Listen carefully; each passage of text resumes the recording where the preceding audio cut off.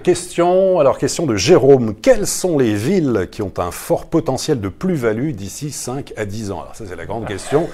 Sur quelles villes il faut miser, celles qui vont prendre de la valeur dans 5 ou 10 ans? Alors, évidemment, on a toujours tendance à regarder celles qui ont bien performé justement ces 5 ou 10 dernières années. C'est une erreur souvent qu'on commet parce que c'est rassurant. Et il faut évidemment se projeter dans les 5 à 10 prochaines années. Donc de voir quels sont les critères à prendre en compte. Premièrement, le développement économique, le développement démographique, les services qui seront donc le cœur donc, des villes dans les prochaines années, si ça se développe ou si ça se restreint.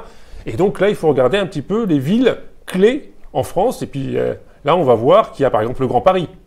Alors, mais le Grand Paris, est-ce que c'est pas un peu une tarte à la crème aussi le Parce Grand que Paris. Tout sera construit au niveau des transports. Parce qu'on peut dire, bon, par exemple, la ligne 15 Sud, oui, ça se sera fait, mais après le reste... C'est pour ça qu'il faut mieux opter pour les villes qui se trouvent dans le sud de la région parisienne, pas trop loin de Paris, donc Châtillon par exemple, c'est très bien, ça se trouve assez près. Montrouge, pareil, c'est pas trop loin, et on pense que là les transports seront réalisés.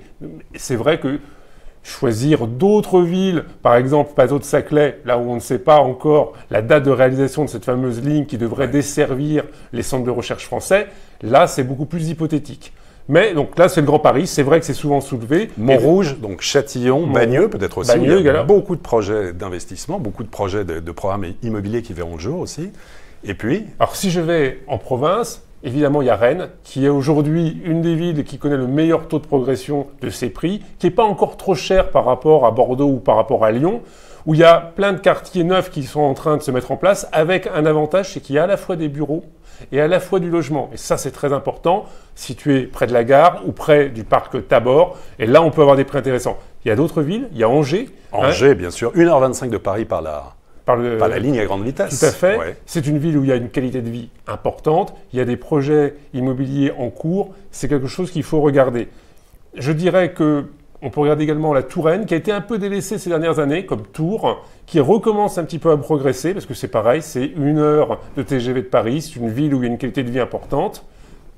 Sinon, si on regarde dans le sud, c'est vrai qu'aujourd'hui, des villes sont très délaissées, comme Marseille, mais tout le monde se dit qu'il y a un potentiel sur Marseille important, que les prix ne sont pas élevés, donc il y aurait tout intérêt, évidemment, d'investir sur Marseille si on croit, sur 10 ans, à une appréciation assez logique. Et il y a des villes encore moins connues, Ajaccio, où là, il y a une forte valorisation parce que la population augmente très vite à Ajaccio, du fait de l'arrivée, on va dire, de continentaux et également du retour des Corses sur leur île.